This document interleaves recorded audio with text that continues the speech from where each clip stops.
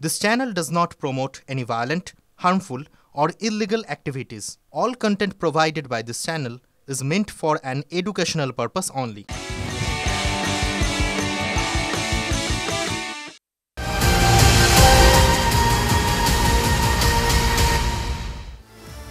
আরেকবার স্বাগত টিভি9 বাংলায় লিমা রয়েছে আপনাদের সঙ্গে। আর এই মুহূর্তে দাঁড়িয়ে বড় একটি খবরের দিকে নজর রাখতে হচ্ছে। কি সেই খবর? তিলোত্তমা কাণ্ডে এবার তৃণমূলের মধ্যেই অস্বস্তি। স্বর্ণালী কল্পনায় সব শাড়ি আসলে একটা গল্প বলে। সেলিব্রেট এভরি মোমেন্ট উইথ আদি মোহিনী মোহন কাঞ্জিলাল। আর তৃণমূলকে অস্বস্তিতে কে ফেললেন? বর্ষিয়ান তৃণমূল সাংসদ সুখেন্দু শেখর রায়। সিবিআই এর কাছে সিপিকে হেফাজতে নিয়ে, ভাবুন কার কথা বলছেন, সিপিকে হেফাজতে নিয়ে জিজ্ঞাসাবাদের দাবি জানিয়েছেন সুখেন্দু শেখর রায়। প্রাক্তন অধ্যক্ষ সন্দীপ ঘোষকে হেফাজতে নিয়ে জিজ্ঞাসাবাদের দাবি করেছেন তিনি। আর সোশ্যাল মিডিয়ায় তার এই বিস্ফোরক পোস্টে কি বলেছেন স্পেসিফিক করে আপনাদের বলতে চাইব।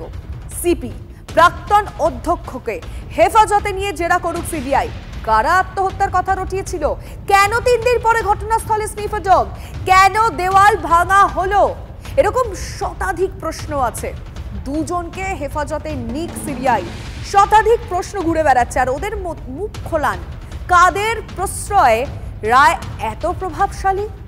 এবং জানতে চান সুখেন্দু শেখর রায় সমস্ত প্রশ্নের উত্তর তিনি জানতে চাইছেন। এখানেই শেষ নয়, সিবিআই এর কাছে স্বচ্ছতার সঙ্গে তদন্তের আবেদন জানিয়েছেন সুখেন্দু শেখর রায়।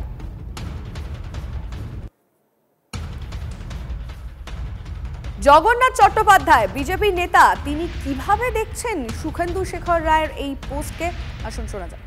আসলে তৃণমূলের মধ্যেই চিত্রনাট্য অনুযায়ী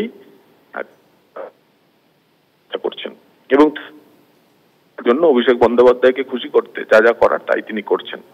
এখন খোঁজ নিন উনি কোন ক্যাম্পে আছেন, পিসির দিকে না ভাইপোর দিকে। তার ফলে এগুলো একটা বাচ্চাদের মতো কাজ। উনি একজন সিনিয়র পলিটিশিয়ান। এইসব কথা মানায় যদি তৃণমূলটা উনি ছেড়ে দেন। তৃণমূলের মধ্যে থেকে এই বিরোধী স্বর তৈরি করে আসলে মানুষকে উনি কনফিউজ করার চেষ্টা করছেন। এই খবরের দিকে নজর আমাদের থাকছে, কিন্তু তার মধ্যে থেকেও এই মুহূর্তে দাঁড়িয়ে বড় প্রশ্ন তুললেন তিলোত্তমার মা।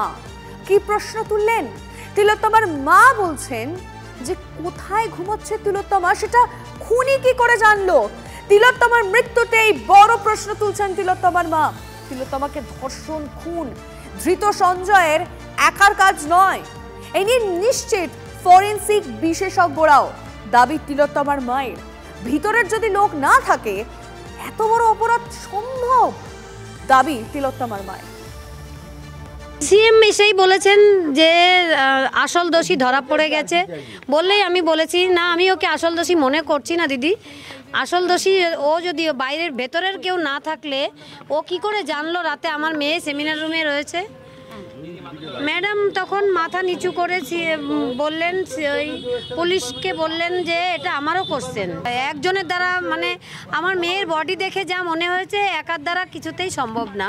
এবং মানে ফরেনসিক ডিপার্টমেন্টের অনেক ডক্টররাও এসেছেন আমার বাড়িতে, তারাও বলেছেন একার দ্বারা কিছুতেই সম্ভব না।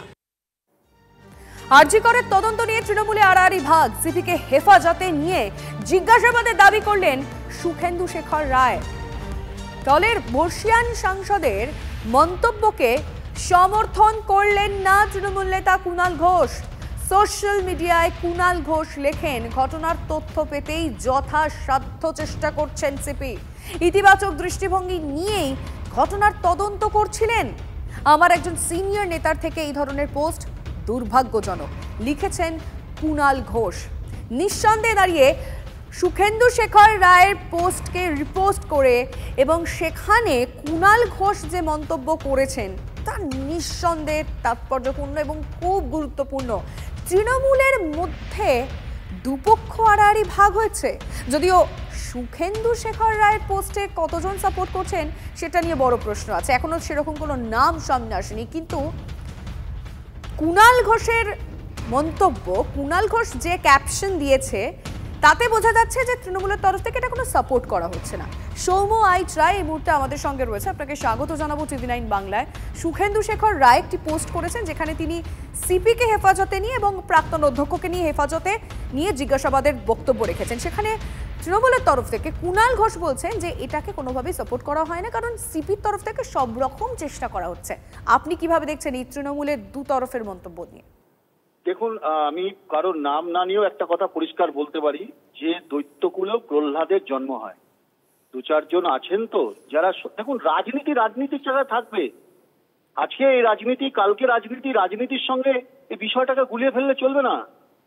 এত বড় অন্যায়, এত বড় অপরাধ, এত বড় একটা জঘন্য জিনিয়াস ক্রাইম, সেই ক্রাইমের বিরুদ্ধে তৃণমূলের যারা শুভবুদ্ধি সম্পন্ন মানুষ, তৃণমূলের মধ্যে যারা মনে করেন যে রাজনীতির জায়গায় থাকবেন, তারা এর প্রতিবাদ করছেন, পথে নেমে করছেন, কেউ কেউ সামনাসামনি করছেন। আমি ধন্যবাদ দেবো সুখেন্দু শেখর রায়কে, শান্তনু সেনের মতো লোকেদের, যারা মেরুদণ্ডটা এখনো সোজা রেখে যারা মনে করেছেন এই মানুষ সবাই একসঙ্গে দাঁড়ানো দরকার। বাংলার অপমান, বাংলার একটা সম্মান, মান সম্মানের ব্যাপার, বাংলা সবসময় পথ দেখিয়েছে। বেশ বুঝতে পারলাম যে অর্থাৎ কংগ্রেসের তরফ থেকে কি বক্তব্য আসছে। ধন্যবাদ আপনাকে। এই মুহূর্তে তৃণমূল নেতা দেবাংশু ভট্টাচার্যের সঙ্গে আমরা যোগাযোগ করেছি। দেবাংশু, প্রথম প্রশ্ন আপনার কাছে থাকবে, আপনি কার মন্তব্যে সাপোর্ট করবেন, সুখেন্দু শেখর রায় নাকি কুণাল ঘোষ যেটা বলেছেন? দেখুন, প্রথম কথা হচ্ছে সন্দীপ বাবুকে হেফাজতে নিয়ে জিজ্ঞাসাবাদ করবে কিনা সেটা সম্পূর্ণ সিবিআই এর উপর নির্ভর করছে এবং তাতে আমাদের কিছু যায় আসে না। তার যদি কোনো রকম ভাবে যোগাযোগ থাকে সেটা সামনে আসাটা অবশ্যই দরকার এবং তিনি সেই সময়কার তৎকালীন প্রিন্সিপাল হিসেবে তার দায় অস্বীকার করতে পারেন, এটা ক্লিয়ার। কিন্তু কলকাতার পুলিশ কমিশনারের ক্ষেত্রে যে কথাটা বলা হচ্ছে, আমি এইটুকু বলি, নিশ্চিতভাবে প্রথম 12 ঘন্টায় কিন্তু এই কলকাতা পুলিশই একজন কালপ্রিটকে অ্যারেস্ট করেছে।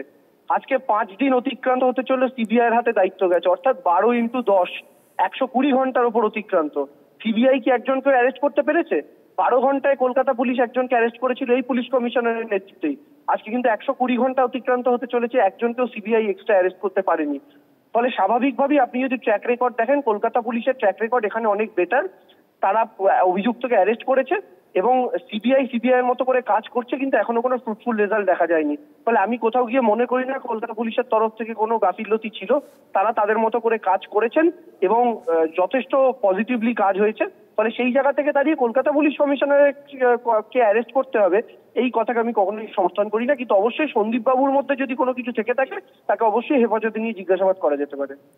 বেশ, ধন্যবাদ আপনাকে দেবাংশু ভট্টাচার্য। তিনি তার মতামত জানালেন এবং এক্ষেত্রে তিনি দুজনের বিষয়ে দুরকম মতামত দিলেন।